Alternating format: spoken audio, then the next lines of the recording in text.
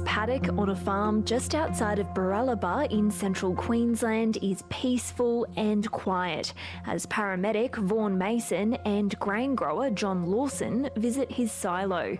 But 2 years ago, it was the scene of a life and death emergency. Robbie, can you get some more shovels, mate? Some more, we need ability to protect his breathing.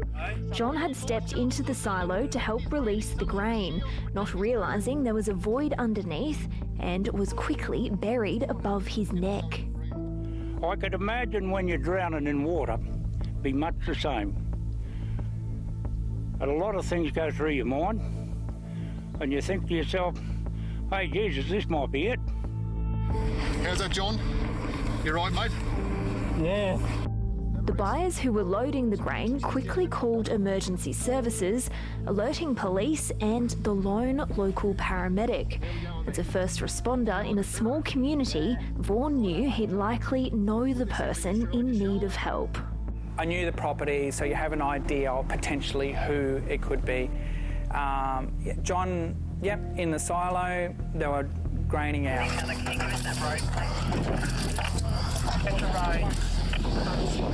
You can imagine with the pressure of the grain that was encompassing, that was on him, would make it quite difficult to breathe. So once we're able to get to and maintain an airway, a piece of black polypipe was utilised as like a bit of a breathing tube.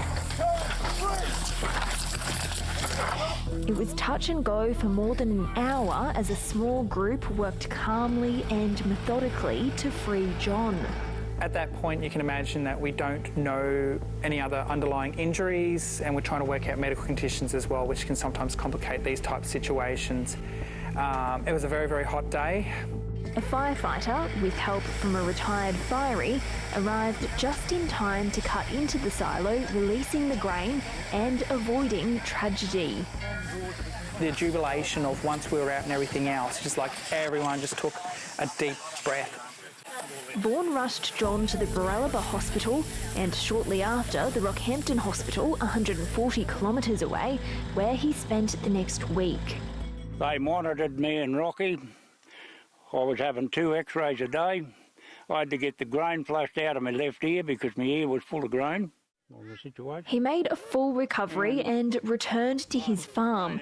Today is the first time he and Vaughan have been back to the site of the accident. The memories are still raw. Since the emergency, Vaughan has been awarded an Ambulance Service Medal at Government House in Brisbane for his service to the community. It's the highest honour a paramedic can receive, and one locals say he's well and truly earned. Couldn't go to a more deserving person. He really is a very nice, humble person. He will go out of his road to help anyone at any time. The community response has been absolutely fantastic. The amount of people who've been coming into the station to shake my hand. In rural communities like Baralaba, paramedics do a lot more than just respond to emergencies. Vaughan Mason has been recognised for his commitment to the small town, visiting schools, checking in on vulnerable people and delivering free CPR training here on the banks of the river. You're assisting. So what we need to do then is coming along and check for a response. So about 5 years ago, running a education session down at the river there. Quite often we're down on the Dawson River there. It's a bit of a attraction point there as well. Very low key, very social. We just want to make people feel very comfortable to come along in that, and taught this particular gentleman the importance of CPR, the importance of defibrillation and all the skills and everything associated with it. This gentleman lives in Victoria. He was in a situation where he was calling bingo at his local little community, and there was one of the local participants there who was in a cardiac arrest situation. He identified it. He able to start CPR, nice, good, solid CPR. He called for a defibrillator, which was next door at a bowls club. Someone bought it there. Between defibrillation and good CPR, he saved this person's life. And by the time the ambulance service and everyone came in, she was up and conscious and doing everything there as well. The little ripples that we had here in Baralaba was a lot broader than what I thought, and it's nice to know that 2,000 kilometres away plus, in that situation, someone was in a situation, was able to assist. Vaughan has worked as a paramedic in Baralaba for 10 years. At times, he's been the only permanent officer. He's deeply committed to the community of about 300 people, going above and beyond his routine duties to help.